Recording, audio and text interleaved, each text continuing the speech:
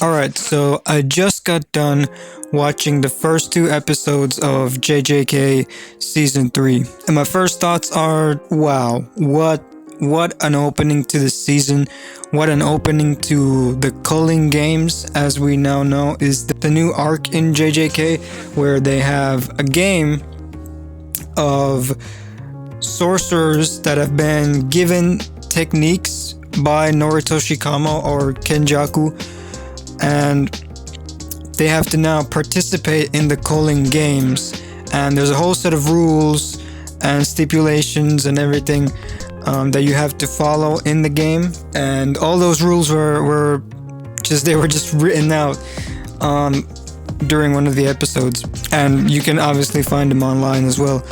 But yeah, I just really like that there's this is like a proper game. There's actual rules, and everybody has to play by them, and I think that's going to be a really cool concept. The first thing I want to talk about is the new guy, the green-haired guy. They called him blonde in the episode, but he clearly has moss green hair, right? That guy seems to be a bit of an asshole, right? At least from what we saw. He does not seem to respect women that much, does not respect his brothers at all. He's very selfish, and he became the head of the Zenin clan. But if Gojo dies, or if Megumi wishes, he can become the head of Zenin clan, and so that's a problem for Naoya.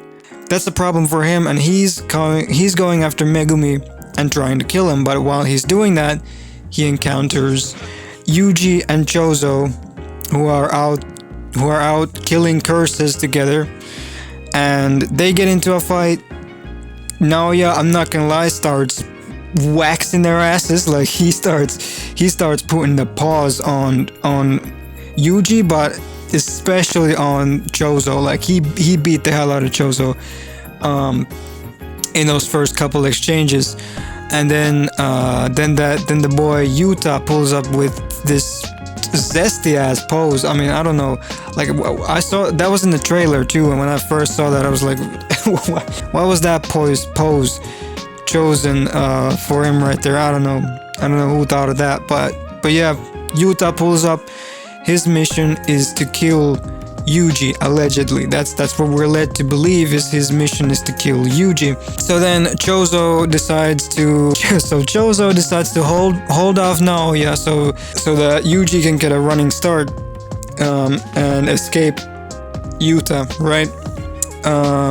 But that doesn't really help much, because Yuta quickly instantly, like a snap of a fingers, catches up to Yuji, and they start running in a different direction.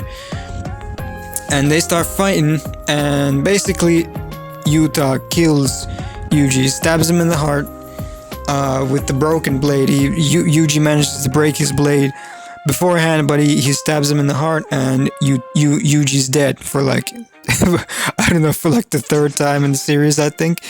And then we cut back to Chozo and Naoya fighting, and yeah, Naoya, once again, not much of a fan of him as a character, but he starts putting belt to ass on Chozo, man. His punches are not doing that much damage, is what I also noticed, and I noticed in some comment sections people are saying that it's like he's throwing pillow fists, he's throwing a bunch of attacks, but it doesn't seem to be doing much.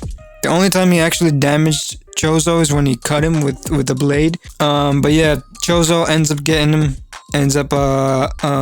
with the supernova attack, or whatever it was. It was his original attack that he had formed over 150 years of fiddling with his technique and coming up with new stuff.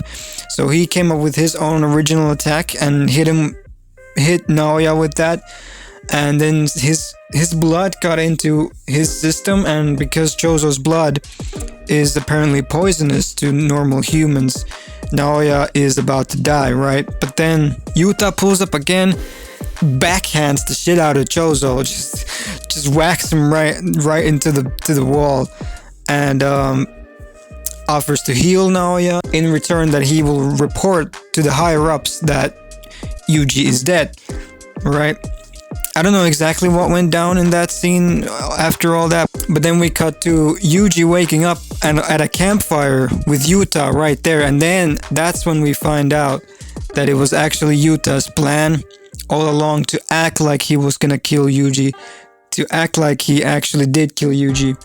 And now that Yuji's death has been reported to the higher ups, it at least temporarily will, get their attention off of him. Obviously they're gonna find out eventually that he's not actually dead, but for the time being, that's gonna, get them off their backs for temporarily.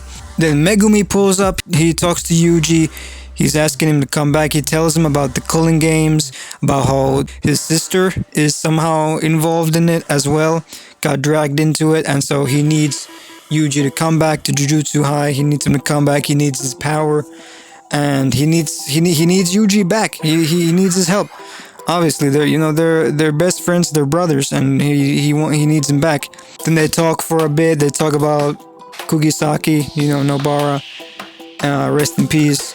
Then Chozo pulls up out of nowhere. He's fine, and once again, kind of relaying the fact that Naoya really didn't do that much damage, even though he looked like he was fucking him up, but it really didn't damage him much at all. Except for the blade, which he kind of brushed off that as well. And then they go along their way and they meet up with Maki and I think it's Yuki, the blonde hair chick. So they meet up with Yuki, and Maki has been healed.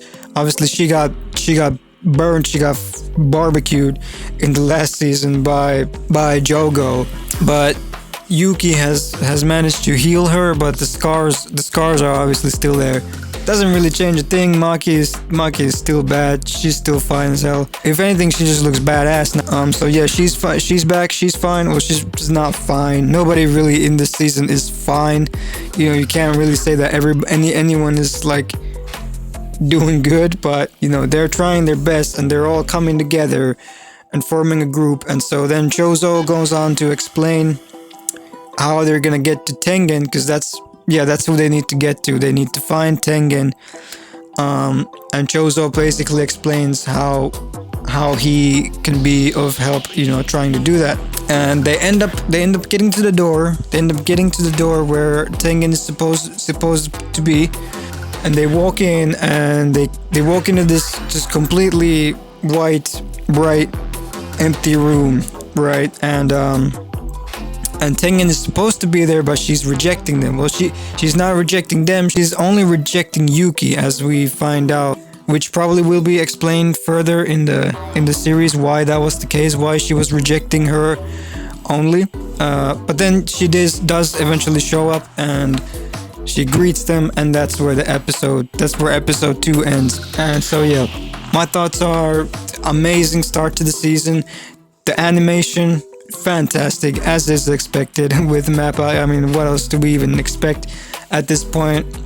Animation is great, phenomenal, voice acting amazing, story pretty confusing. I'm not gonna lie, there were some things that, even though I'd say I do remember all the important factors from season 2 and before, there's still some confusing things where I'm like, okay, when did that happen? Like, okay, that's interesting. Okay, well, I guess we'll just go with that. I'm just at this point with JJK, I'm just kind of like, I'm not gonna question everything.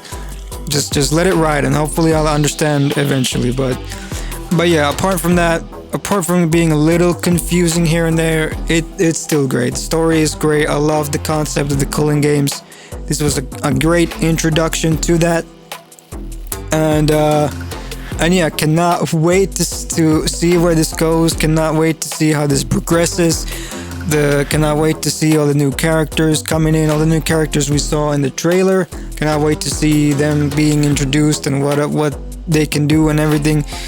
And yeah, I'm just super excited for next week. And yeah, it's gonna be great. So tell me what you guys think. If you like the first 2 episodes. And yeah, see y'all in the next video. Might be a gaming video, might not be, who knows, but I shall see you when I see you. Peace out.